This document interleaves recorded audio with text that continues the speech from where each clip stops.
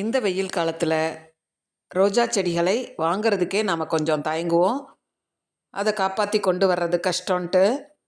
ஆனாங்க ட்ரீ ரோஸ்னு சொல்லக்கூடிய ரோஜா உங்களுக்கு கிடைச்சதுன்னா உங்கள் ஊரில் நர்சரிகள்லேயோ அல்லது ஆன்லைன்லேயோ கிடைக்கும். அந்த ரோஜாக்கள் இந்த வெயில் காலத்துலேயும் நம்ம ஈஸியாக காப்பாற்றிடலாம். நமக்கு வரும்பொழுதே பெரிய அளவில் இருக்க ரோஜாவாக நமக்கு வரும், உயரமான செடியாக வரும்.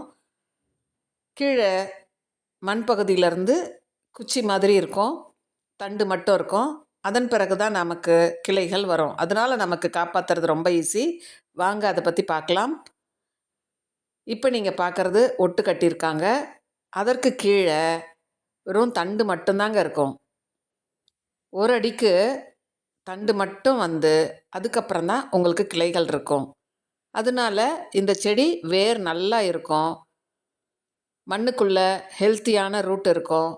அதனால் நம்ம இந்த கொடி ரோஸ் மாதிரி போகக்கூடிய செடியாக இருந்தாலும் செடியாக இருக்கக்கூடிய இந்த செடியை நம்ம வாங்கிடலாம். மற்றொரு செடி இருக்குது பாருங்கள், இது ஹைப்ரிட் ரோஸ். நிறைய பூக்குது. 2 செடியுமே ஒரே உயரம் இருக்குது. அடிப்பகுதியில் தண்டு மட்டும் இருக்கும், அதுக்கு மேலே நமக்கு கிளைகள் வந்துக்கிட்டே இருக்கும். நாம் பராமரிக்கிறதுக்கு ரொம்ப ரொம்ப எளிதாக இருக்கும். நீங்களும் இது போன்ற ட்ரீ ரோஸ்னு சொல்லக்கூடிய ரோஜாவை வாங்கிடலாம். பக்கத்துலேயே எனக்கு டேரி பூ இருக்குது, அதுவும் நல்லா பூத்துட்ருக்கு பாருங்கள். ஆனால் வெயிலில் கொஞ்சம் அளவு கம்மியாக இருக்குது, சைஸ் கம்மியாக இருக்குது. மற்றபடி பூவின் எண்ணிக்கை குறையலை, தொடர்ந்து மொட்டுக்கள் வந்துக்கிட்டே இருக்குது.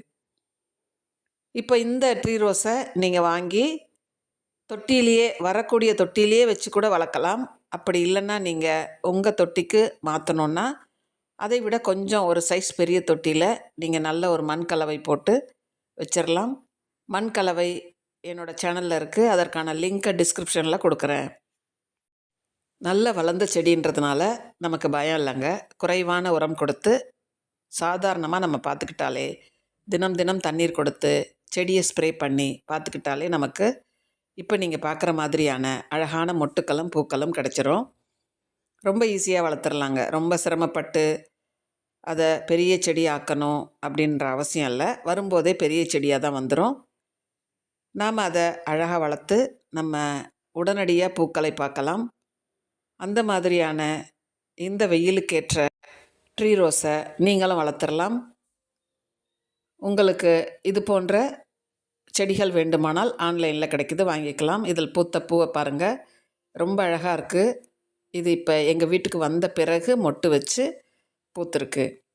நல்ல ஒரு ஈஸியான பராமரிப்பு. நீங்களும் ட்ரை பண்ணுங்கள். தேங்க்யூ ஃபார் வாட்சிங்.